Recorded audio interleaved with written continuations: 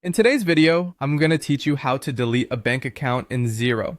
Whether you're tidying up your finances or closing an account for another reason, this step-by-step guide will walk you through the process efficiently. First, let's get started by heading over to the Xero platform. You'll want to make sure that you're logged into the right company file within Xero. Once you're on the main dashboard, you'll need to navigate to the Accounting tab. This is located at the top menu of the dashboard page.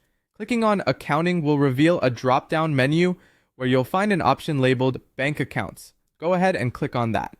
Now you should see a list of all bank accounts currently linked to your Xero account. It's here you'll decide which particular account you intend to delete. To proceed, first, uncheck any box that says Show Inactive near the top, because this will help you accurately see active accounts that are present on the list. After you've identified the bank account you want to remove, your next step will involve heading back to the Accounting tab in the main menu. Click on it again, and from the drop-down, select Chart of Accounts.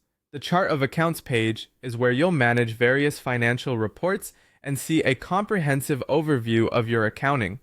Scrolling down this page, you'll locate the bank account section within the chart.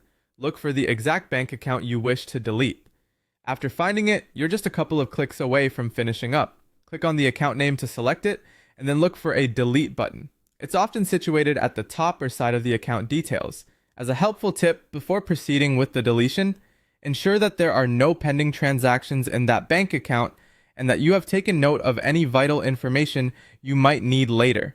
Once you press Delete, a confirmation dialog box will pop up, asking if you're sure you want to delete this account.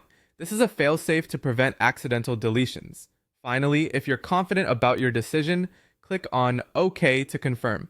Once confirmed, the bank account will be removed from your Xero setup. And there you have it, your bank account is now successfully deleted from Xero. Remember, this action is typically permanent, so make sure this is exactly what you want to do before confirming.